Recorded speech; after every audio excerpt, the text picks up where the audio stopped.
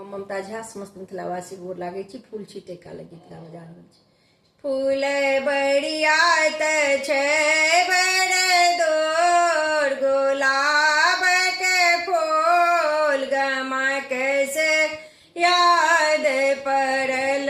फूल बड़ियात छै बड़ दूर, गुलाब के फूल गमक से याद पड़ल। काथी में लोरब बेली चमेली, काथी में लोरब बेली चमेली, काथी में लोरब गुलाब गमक से याद पड़ल। काथी में लोरब गुलाब गमक से याद पड़ल।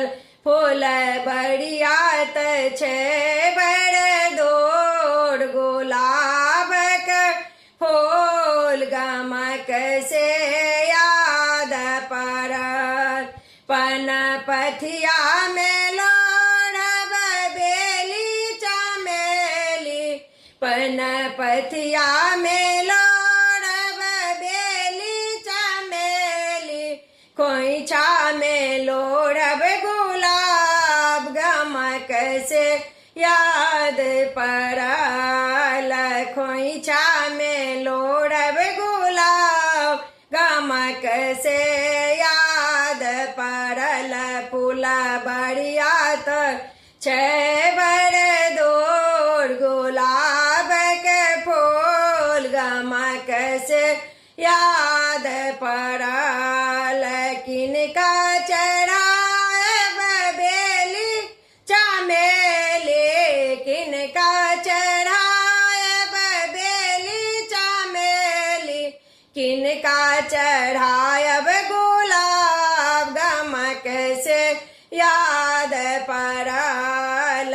किनका चढ़ाएब गुलाब गमक से याद पड़ल। बिसहारा चढ़ाएब बेली चमेली, बिसहारा चढ़ाएब बेली चमेली, गौरी चढ़ाएब गुलाब गमक से याद पड़ल। गौरी चढ़ाएब गुलाब गमक से याद पड़ल। फूल बड़ियात छै बड़ दूर, गुलाब के फूल गमक से याद पड़ल। किनका मांगब भाग सोहाग, किनका मांगब भाग सोहाग, किनका मांगब बात गमक से याद पड़ल। किनका मांगब बात गमक से याद पड़ल।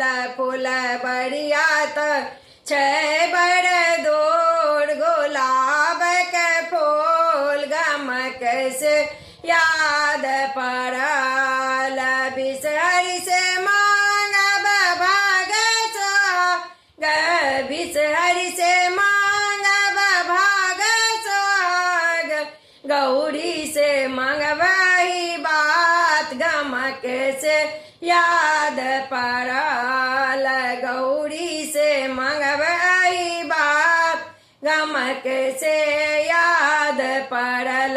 फूल बड़ियात छै बड़ दूर, गुलाब के फूल गमक से याद पड़ल। धन्यवाद।